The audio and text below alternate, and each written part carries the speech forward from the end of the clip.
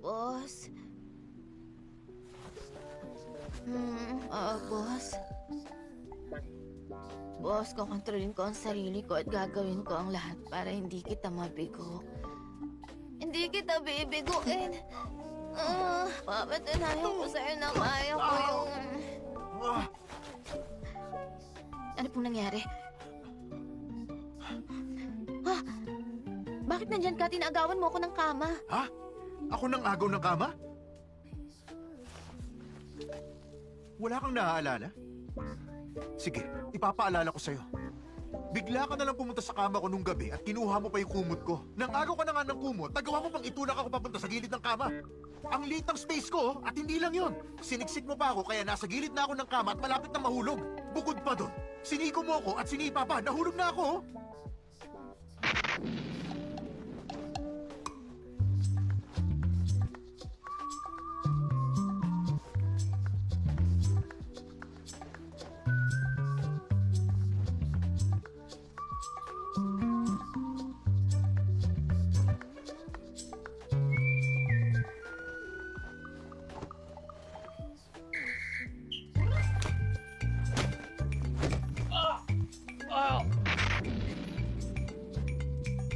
Talaga? Bakit kaya wala akong maalala? Hindi ko naman yata kasalanan. Baka kasalanan mo yun. Kasalanan ko pa? Sige, sige. Kasalanan ko na, ha? Sige. Malaking pagkakamali ang nagawa ko nang papasukin kita sa kwarto. Ano sinabi ko kagabi? Binaliktad mo naman ako bigla. Pwede bang umalis ka na rito? Bilisan mo! Alis na! Aray ko, ang sakit.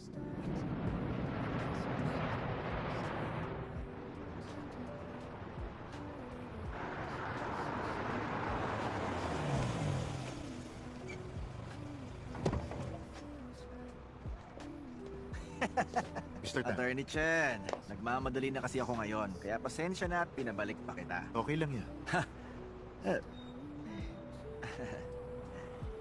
Attorney Chen, hindi ko akalaing magdadala ka ng female assistant dito. Ha? Alam nyo, pantay po ang babae at lalaki sa amin. Ito po si Attorney Chung Yao, ang colleague ko. Professional siya at kaya niyang i-handle ang kaso ng company niya. Mali lang pala ako ng iniisip. Hello, Attorney Chang. How are Pleasure you? to meet you, Mr. Tang. Pleasure is all mine. Gumanda ang araw ko dahil nandito Mr. ka. Tang, halika na po. Pumasok na tayo.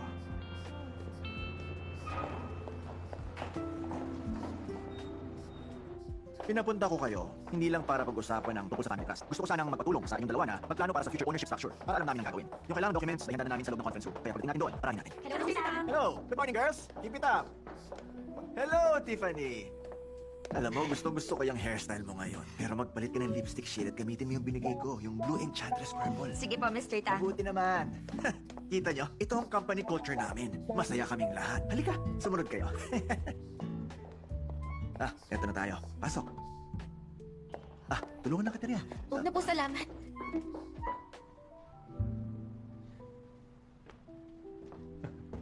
Attorney Chen, Attorney Chang. Bago nyo muna i-handle ang sitwasyon ng company namin, papakilala ko muna ang apat naming senior executives. Legal Director, kinuha ko pa mula France. Marketing Director, nanggaling pa siya ng UK. HR Director, nagmula pa siya sa US. Sa Finance, galing lang sa bahay niya. Si Mrs. nag-hire dyan, no choice ako. Alam mo naman ang babae pag di nila hawak ang pera. Pero ngayon, nagkakasundo kami dalawa. Di ba? Mr. Tang, Ah? mag-umpisa na. Mag-umpisa na. Kayo nga ba dyan? Gawin niyo yung mga sinabi ko. Sabihin niyo ang lahat at huwag kayong magsikreto sa kanila. Magsimula na kayo.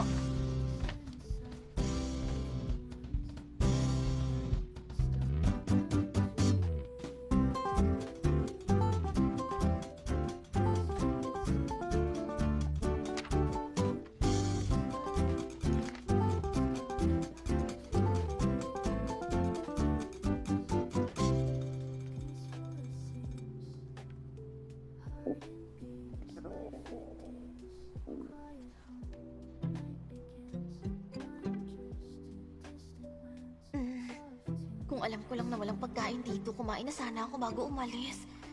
Ngayon, busy na tuloy silang lahat sa trabaho. Ako na lang ang nag-iisang nahihilo sa gutom. Nakakahiya.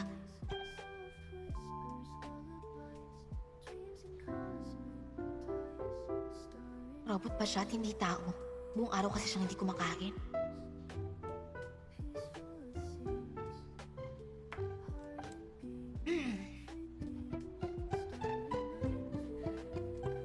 Chungyao, Ah, tawagan mo nga muna si Baroy. May kailangan siya sa bag ko. Basahin mo para sa kanya. tungkol saan yan? Nag-send siya sa atin ng WeChat message. Labas na. Apo.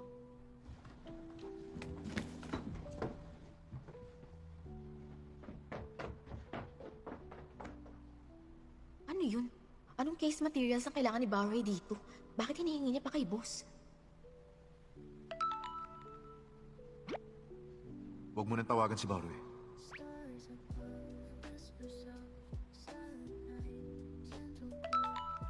May chocolate ako sa bag.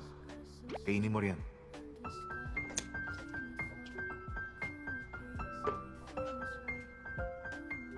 Boss, gumawa ka pa talaga ng excuse para makakain ako. Naririnig ko kasi yung tiyan mo.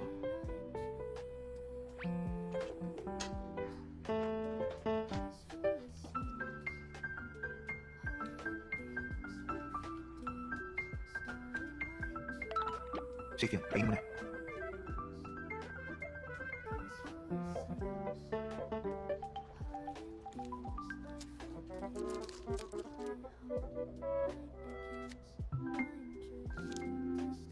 Gagawa lang ako ng excuse para makakain kami sa labas.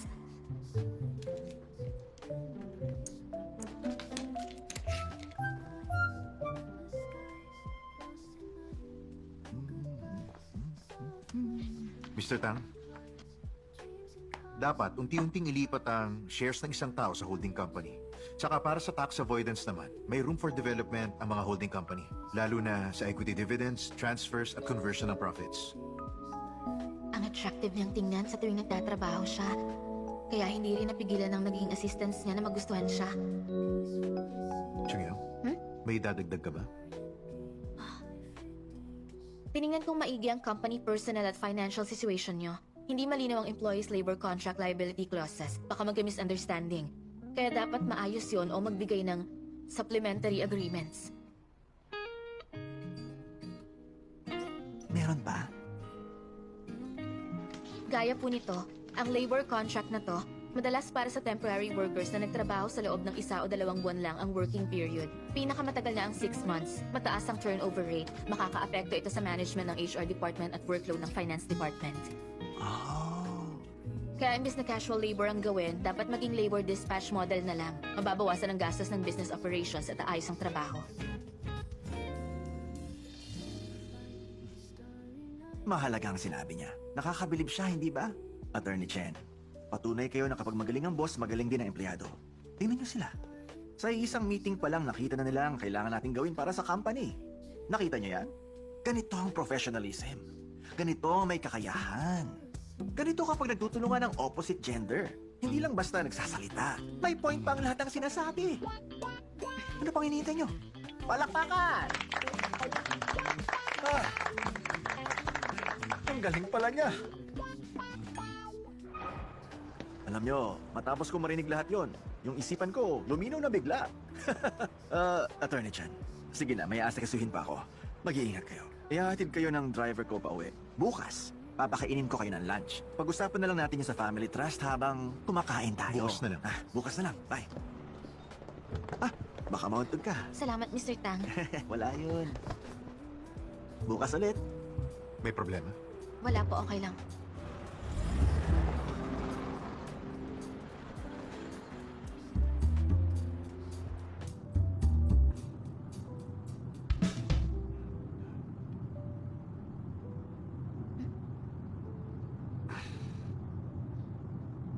May masakit ba?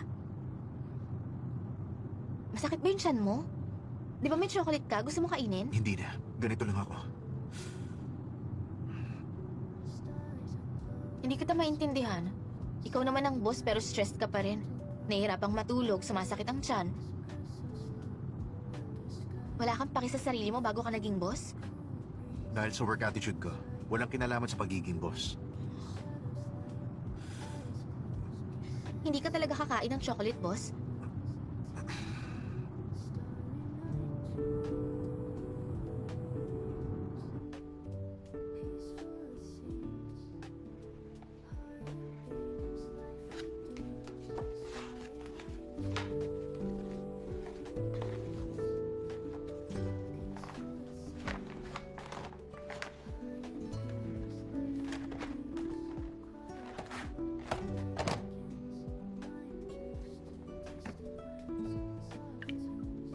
boss. Nasa inyo ba yung financial statement ng Tang Group?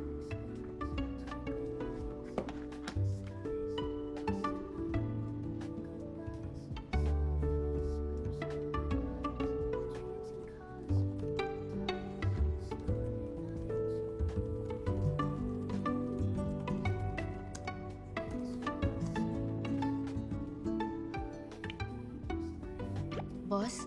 Boss? Baka naman nahimatay na siya.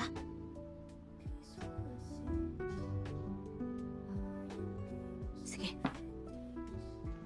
Dahil binigyan mo ako ng chocolate kanina, concerned na nga rin ako.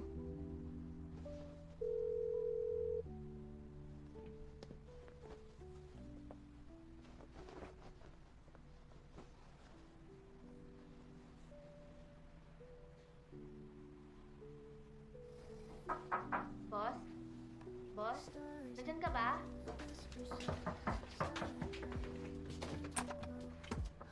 Anong problema? Lugaw para sa'yo. Oh, sige. Teka! Sandali! Boss,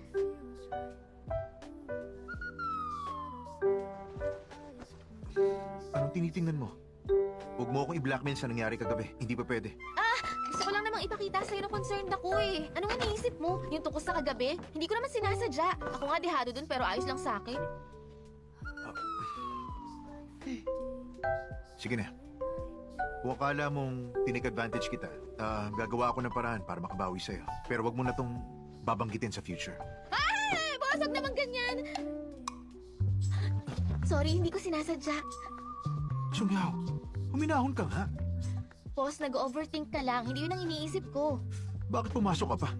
Baka kasi itabi mo lang sa gilid yung lugaw at bumalik ka na sa trabaho mo. Gusto ko sanang makitang ubusin mo yan. Hindi ko kakainin yan. Boss naman, kumain ka kahit konti lang para sa inyo yung lugaw. Ikaw na kumain. Hindi ako gutom. Marami pa akong gagawin. Hindi ka nagugutom kasi nalipasan ka na. Kung palaging ganyan ang ginagawa mo, baka magkasakit ka. Ako nang bahala. Kung ganito, para lang kumain ka, alisin mo na yung 5 days ng leave ko. Ayos ba? Alisin mo na rin yung 1 month ng cleaning service.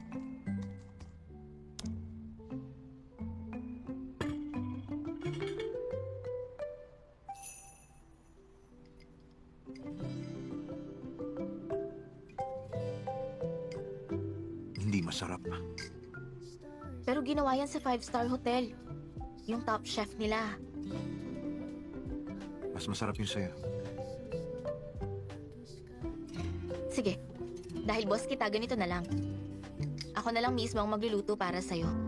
Diyan ka lang.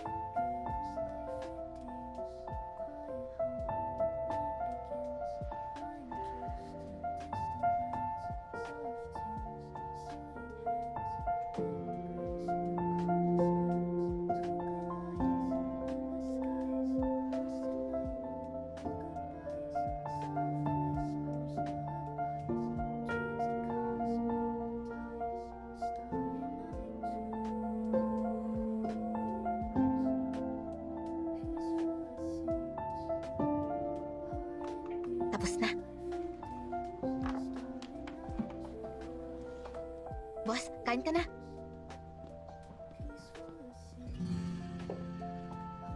Sabi na hindi ka makakain eh.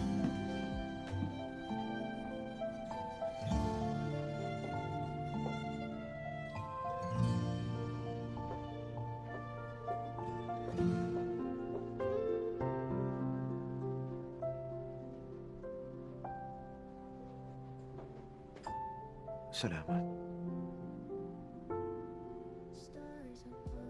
Boss, mali ba yung pagkakarinig ko? Papaulit mo pa. Mukhang mali yung pagkakaintindi ko sa instructions nyo. Ang sabi niyo ba, Salamat. marunong ka na palang magpasalamat, boss? Marunong na. Habang mainit pa, kainin niyo na. Good night, boss.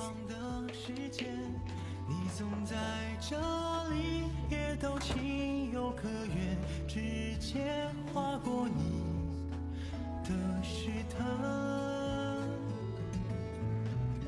最美的独白是你的存在，最可能的明天我不想明白，在意所有与你有关，往往一天天覆盖。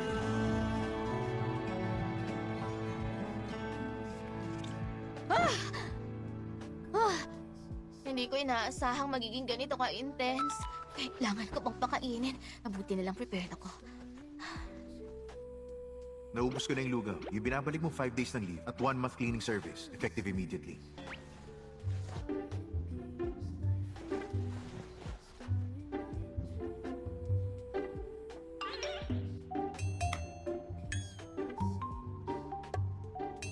Boss, sinabi ko lang naman yun para kainin mo yung lugaw. Mabuti yun para sa'yo. Huwag mo nang gawin yun, boss.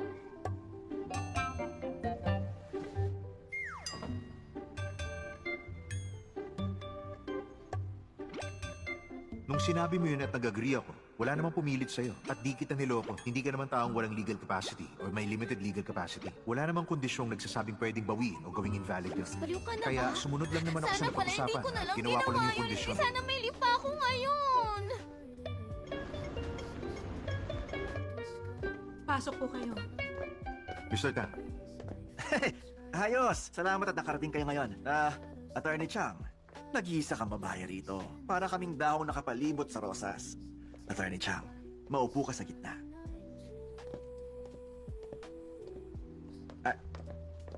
Sige. Ako na lang yung rosas. Dito ka na lang maupo.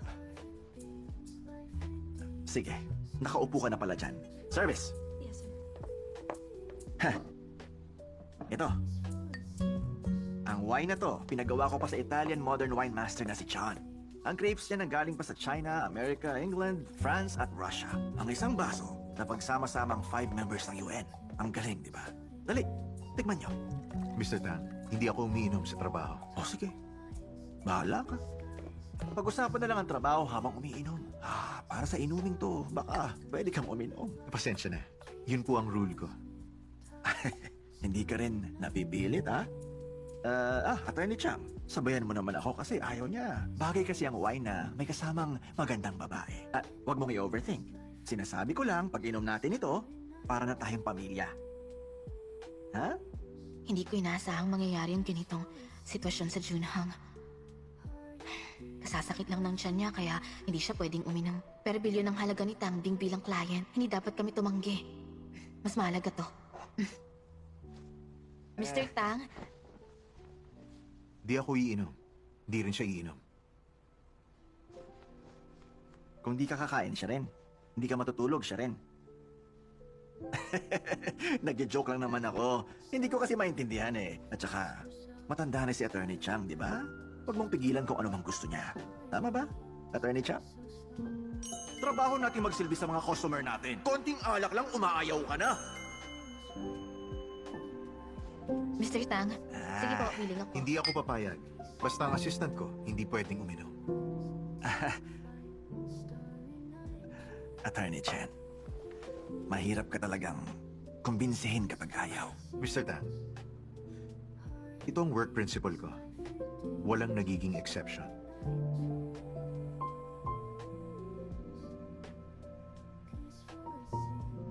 Sige, huwag na. Walang iinom. Intimidating ka. Di ko na alam kung sino sa atin ang boss. Anong tinatayo mo dyan? Napahiya tayo sa kanila. Palitan mo yung wuchang wine ng wuchang rice. Kumain na lang, okay?